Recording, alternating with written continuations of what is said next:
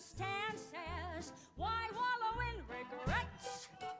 We're out of second chances. Why are we here except to forget? We know the world is fickle. Life is a leaky sieve. Pass me a glass and give me a bow and drink to the Countess. Nobody now. Why should I care as long as I dare to live in the land of yesterday? Let's run up the bill as if we're still royalty and claims. Let this be a sign. Let this road be mine. Let it lead me to my past and bring me home.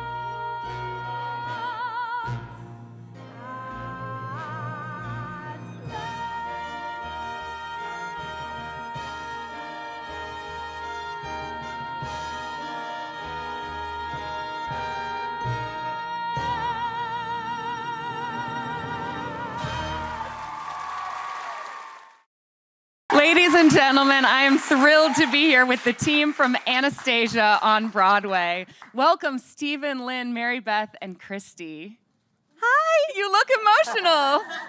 It's so cool getting to see it on this big screen here. Imagine what it's like for us getting to see it on that huge stage. It's so awesome. I'm so grateful to be here. Anastasia is on Broadway, and we are celebrating. It's been about 7 or 8 months since the show came to Broadway. The first staged version was 2.5 years ago, but the story goes way back into the past. 20 years since the film. Lynn and Stephen, tell us about your first experience with Anastasia, bringing it to the screen. It was one of those once-in-a-lifetime adventures. We got a call that there was a green-lit movie being developed at 20th Century Fox, and that means that it's a movie that's actually going to happen. We weren't going into development hell. We were actually going to be able to score this movie. And we began this process of writing songs, flying to Los Angeles, presenting songs to the animators who then animate from the song that you've written. The songs come first and then the animation happened.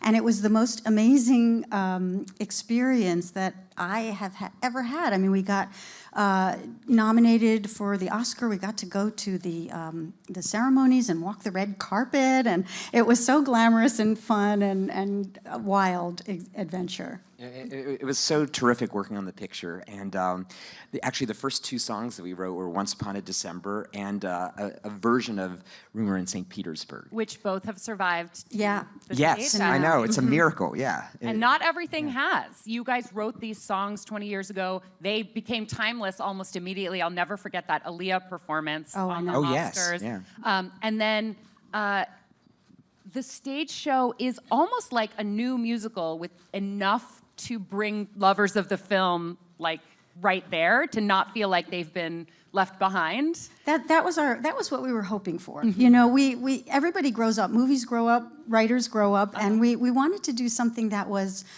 more mature and a little richer and deeper and more historically grounded. We were just so interested in the whole milieu of Russia and Paris in the 20s, and we had Terrence McNally with us on the stage musical, who, of course, is a brilliant playwright and really wanted to make something with substance. So we basically wrote a whole new score. But we kept a few of the gems from the movie that we loved and we knew people loved, and it seems to have worked out pretty well. Yeah, the show is going very strong. Yeah. Mary Beth, I'm curious as to your first experience with the movie. Did you see it when it first came out? No, I did not. I saw it with my granddaughters. I didn't have granddaughters when it first came out. I saw it with my granddaughters when we were doing the workshop, just to see what all the fuss was about. And then it really got into the fuss. And you're playing the Dowager I play Empress. the Dowager Empress, who Anastasia. That's right. Anastasia is trying to find. I play Nana. Yeah. The story focuses on a young girl who has lost her identity and has this vague memory of a family she once had. Yes. And some con artists who try to convince her to Some crazy con artists who try to convince me that I am the Grand Duchess Anastasia Romanoff. But as far as you know, you're just Anya the street sweeper. Trying to find her family or some link to her past. Now, did you see the movie? I was doing the math, and you were about 9 or 10 when it came Yes! out? Which is like the don't wanna hear time that. to They see aged. the Yeah. movie. Yeah, I actually went and saw it in the theater with my sister and my parents, and we had I guess we had seen Cats before that, and I remember after the movie, my mom's like, "That's Liz Calloway's voice," and we had just seen her in Cats, so it was this big emotional thing for us. And we had the dolls, and we danced around, and we'd sing "Journey to the Past" all over the place. So it was in my book for a really long time, and I was auditioning Oh, for things. wow, that's So I have a amazing. really deep love for this movie. For the movie. The movie had so many, like there was a spin-off cartoon, there was an Anastasia on Ice, there was Oh, yeah. like McDonald's toys or some fast food Oh company yes, we did. had all Burger the King. Ton toys. of merch- Burger King, Burger sorry. King. Sorry. With Bartok dolls in there. It was, yeah, in the... And actually, yeah, Bartok was the little Giveaway. albino Yeah, bat yeah. in the film, who was the sidekick to Rasputin, who was the big enemy, like the big That's right. villain. Yeah. But neither of them shows up in this show. Instead, like you said, you made it a historical thing, and there's this new character named Gleb. Can you guys tell us a little bit about Gleb for people who've not seen the stage version? Sure. Well, Stephen, you go ahead. Do you want to talk about Gleb? Well, yeah, Gleb is a character created by Terrence McNally, and he's part of the New Order of Russia. And he's sort of the antagonist of the piece, but at the same time, there is an instant attraction between him and Anya. And so it's a love triangle of sorts, and he's torn between what he is told to do, which is get the girl, and what his heart is telling him to do, get which is the also girl. get the girl. Yeah, exactly. So it's a quandary. Yeah. Yeah. Did I read in an interview that you put a little nod to Bartok into the stage show? Because I went last night and I was looking for that and I didn't see it. There's a tiny nod. But you won't tell us what it is? Well, I don't know if I should, but I will. do I it. will. So, Do it. Do you guys know? No, I I don't. was going to say, I'm waiting to hear Yeah, it. I want to know. this is how secret it is. Our cast doesn't know. In the opening number, there's a thieves' market. Is one of the scenes that Rumor in St. Petersburg travels. It travels to different locations, and one of the locations is a thieves' market. And there's a billboard in all the way upstage, and it's sort of like if you were looking up at one of those big billboard signs on the highway with letters that are kind of cut out letters, and you're seeing it from the back. And it says Bartok in Russian. Wow. And you can only. My mind is blown. Oh my God. Now you have to look and see. Right? I think I have to get a ticket for this show. Yeah. Will we ever get to see it? No. No, No, you're in the wings. You're in the wings. In the wings. Yeah. Okay, so something just happened backstage. We did a little social media video where you each went down the line and said your role in the show. And Christy, I was actually surprised when you said, "My name's Christy and I play Anya, Yeah. not Anastasia." Well, T- people who talk about haven't that. seen the show. I know. Oh, I mean, well- I just consider it a go. It's so ubiquitous. I just figure everyone knows. Well, the character's story. name is Anya. Yeah. And that's my character in the show. And actually, in our story, Anya, this character, she doesn't have a name, and she shows up, and a nurse tells her, "We're going to call you Anya." So this is just something someone told her, and she even says there's a moment in the show where they ask her what her name is, and she says, "I don't know. I really don't know what my name is." Yeah. And so through most of the show, my name is Anya. Yeah. I was thinking about there's this element of hope that is throughout the show and mystery. It's a mystery show. Yeah, exactly. Well, it's also a comedy. There's these like clowning numbers, and it's Yeah. also kind of a ghost story because And a romance. yeah, It's everything. Well, and actually, that's something I wanted to talk about. It's absolutely a love story, and the screaming from the audience when you spoiler alert, when there's a kiss. But I actually watched it last night and realized I think it's really a love story between you two. In addition to the romantic love story. Yes, the first love story. We say that our 11 o'clock number is Yeah. the scene between us. Yeah. The Mary first Beth- love story is grandma and granddaughter. Yeah. Can you talk about the relationship between you two on stage and what you've done off stage to cultivate that, to bring to the to the stage? Well, yes. We used to have a secret about our It used to be Not anymore. not anymore. There's a reference in the show that she remembers me from a scent that I wore that is based on orange blossoms, and it is also key in her knowing that she's home when she smells it on me. So we have a little ritual before the show starts in Christy's dressing room with a little bottle of orange blossom That Mary Beth gave perfume me. that I gave Christy for opening night in Hartford when we first did the out-of-town run.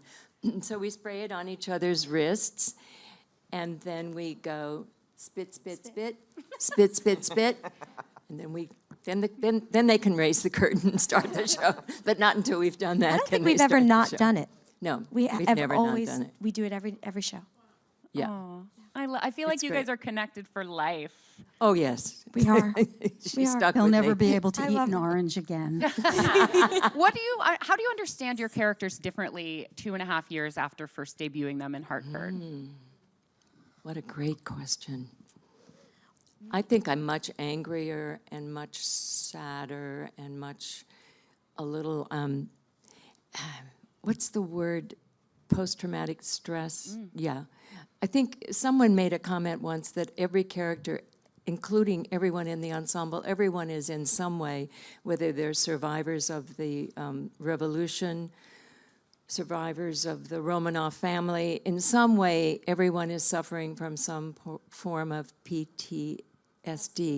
Yeah. So I think I've incorporated or felt that more as time goes on, allowed that to happen. Yeah. How about you, Christy? And I think I've gotten stronger.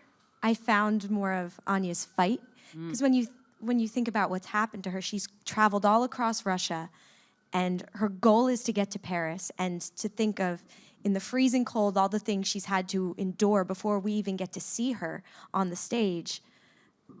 She's been through a lot. And so, times when I may have been more sentimental, I toughen up a bit more. And I think I've discovered that over the last couple years doing it, which is crazy. There's a moment when you grab a stick and have to beat off some folks. Yeah, And then you go you want to see what else I've got? Yeah, I got this.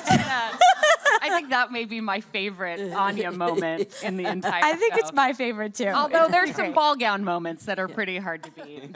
Maybe act one. It's Yeah, it's the best exactly. act one. Yeah. Yeah. So this is, I've been struggling with how to phrase this question since I started thinking about interviewing you guys, but I'm going to give it a shot.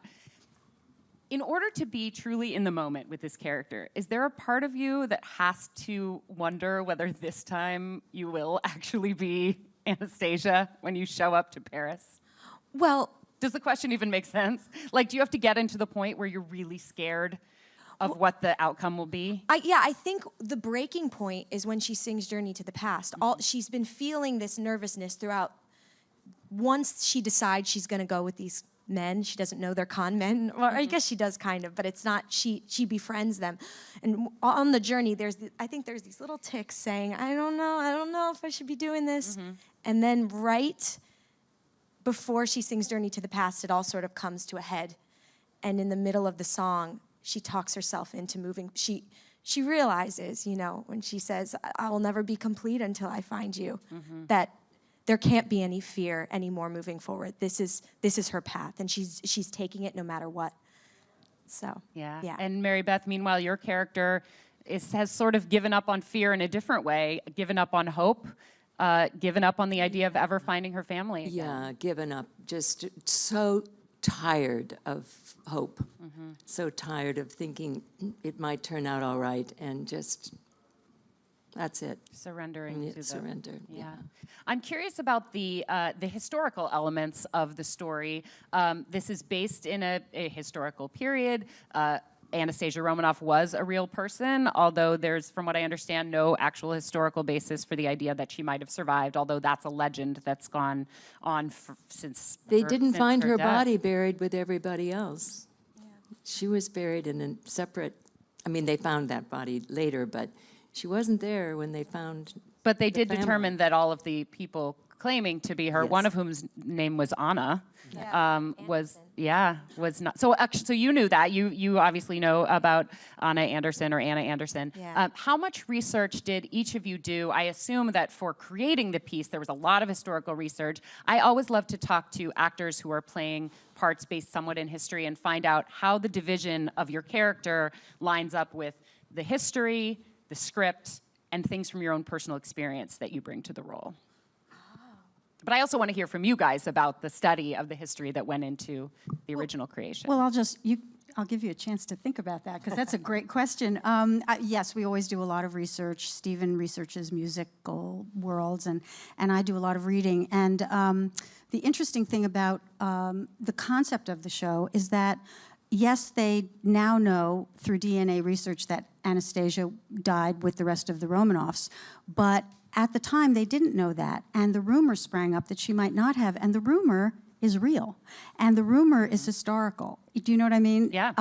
So hope springs eternal, and there's something about the story of this, the hope that this young girl might not have suffered this fate, but might have gone on, that just seems to last. I mean, it's been so long now, and the rumor still exists. It even exists in Russia to this day, and they love the thought of Anastasia. All of the things that the Russians have been through politically and in their history, this rumor still touches their hearts, and as it does ours. So I think, in that sense, from everything I've read, that Anna Anderson, who was a pretender and who had all of these interesting she had scars on the palms of her hands and all of this stuff, and she actually married a con man who tried to pass her off as Anastasia. So there's all this historical, interesting stuff about the rumor itself, and that's kind of what we hooked into and what I was so taken by, that the story of this girl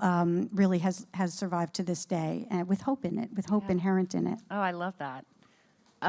Go I ahead. could speak a little bit. I did a lot of research. I also watched the 1956 movie, and I went online a lot. But I think the thing that really got me as far as the real history was there were some really great documentaries out there about the Romanov family, and you see there's so much footage because there were photographs taken and video. There's so much, and I remember when it's interesting because in the second act of the show, I take some photos with Mary Beth, and I guess I've never really talked about this, but Anastasia's real mother really kind of shielded her girls from all of the pomp and circumstance, and my Anya. It's funny because I take a little bit from everywhere, and I think the real Anya would feel maybe a little bit out of place, with all the pomp and circumstance, and I think, so I take from it all.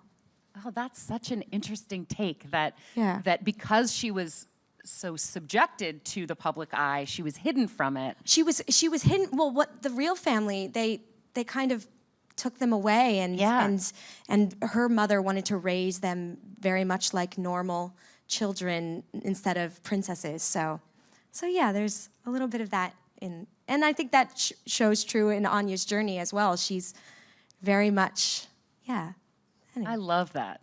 Do you have a similar story? Did you do research too? I've been doing research for 50 years. Over 50 years, actually. I started, I think I was 25, and I heard Prokofiev, Romeo and Juliet, and I started having visions, and it was a little strange. I thought, is this am I having memories of a past life? What is happening here? And then I had read War and Peace already twice, and I started thinking, I think it's Russia. I think it's Russian. I started reading Russian poetry, Russian literature, listening to Russian music, Russian art, and my bookshelves are just full of all this stuff that I've been reading and thinking about for a long time. So when this happened, I thought, oh, well, I guess I've been getting ready for this part. It's really interesting. So in some ways, I didn't have to or didn't feel the need to do a lot of research at the moment of being cast. I still haven't seen the movie from 1956, but I feel like I've been, preparing for a long time to be the Russian Dowager Empress. She's always been in you, it sounds She's like. been in there somewhere just waiting for her chance to get out. I want to make sure we have a chance to talk about the gorgeous set design and specifically the projections. And it really is animation that's in use. We saw a little in the clip of the train scene, which is like straight out of the movie. And then the use of do you call it animation or projections or screen design? Or I think the notion of the visuals for the show, comes from our director, Darko Trezhnik. And his two collaborators are Aaron Ryan, who does the projections, and Alexander Dodge, who created the set design. And we couldn't, for the life of us, figure out what it was going to be from looking at a model, because it's so experiential. Yeah. And I think Darko wanted to give a bit of a nod to the fact that this came from an animated film without trying to mimic the style of animation for the film. It's much more realistic, it's much more romantic, but it's definitely a heightened world. there are times it looks like, I was like, is it actually snowing? Like, it's hard to tell some of those. You feel like you're in a movie on stage. Yeah, exactly. Really, I bet. it's Yeah. really interesting. I wondered about that train scene, whether you end up sort of feeling dizzy. I know the screen's behind you. It's kind of like you're whizzing. It but originally went much faster, and Darko said, really? "Oh my God, it's like a bullet train!" Like they would be Something about flying the off. way that you laugh makes me feel like maybe there's a story. Well, you have to look down. I mean, there's moments where I'm blocked, where I have to look up and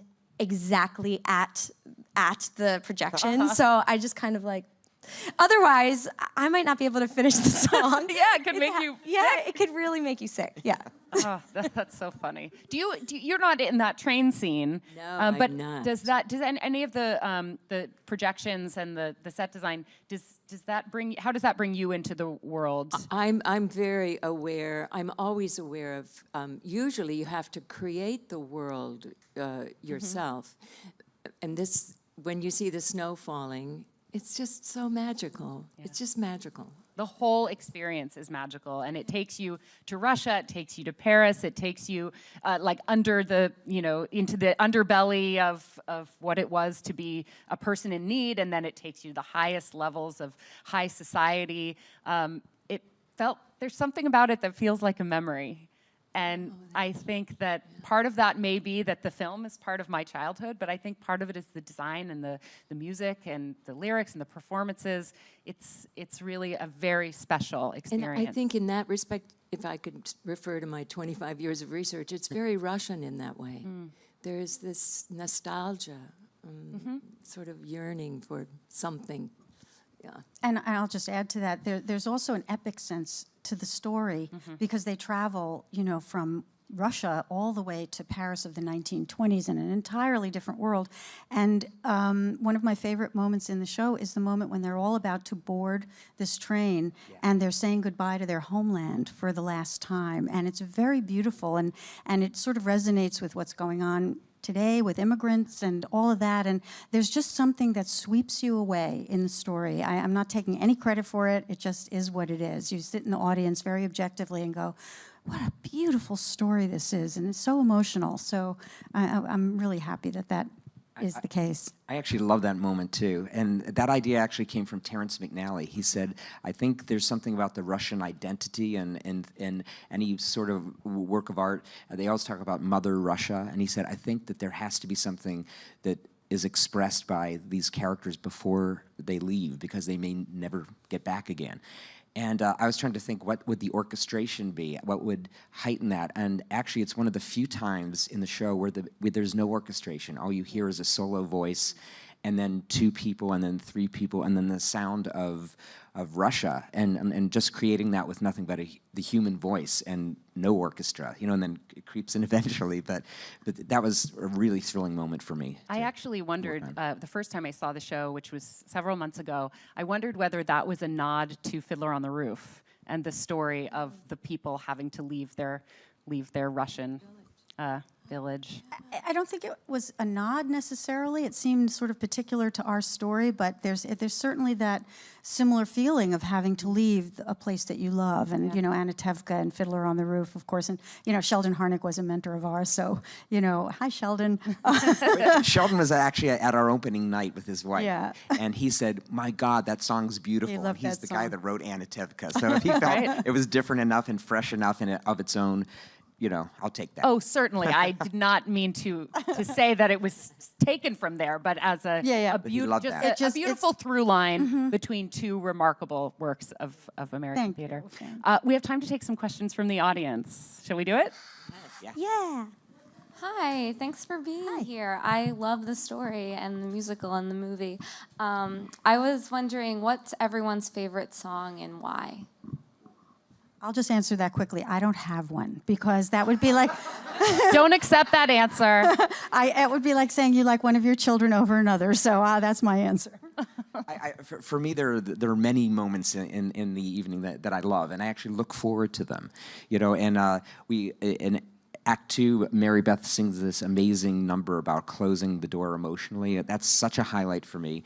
And then Caroline O'Connor, runs in and basically hijacks the show. And watching her every night just makes me laugh. And I know what's coming. I know the joke. I know and I laugh freely every time. And of course, end of Act 1, Christy singing Journey to the Past. And then the great scene with Mary Beth and Christy, where they're alone together for the first time in that room. It was such a beautiful scene by Terrence McNally, and we thought we couldn't possibly top that with the song. So we just allowed that to be the great scene and the great moment that it is in the show. So Lynn's answer is none of them. Stephen's answer is all of them.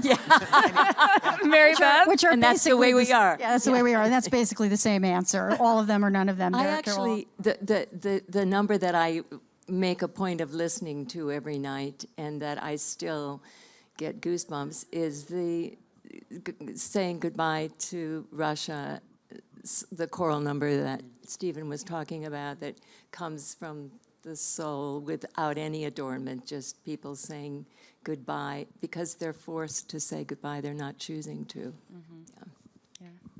I feel the same way, all of them. but if I had to pick, a lot of times I'll get the question, "What's your favorite song to sing?" And I always say "In My Dreams," and I really feel that Lynn and Stephen just do such an incredible job telling a story. Yes. And I feel like it's more like I'm saying a monologue in song, and it's just a beautiful setup to this character's hopes and wants, and it's amazing.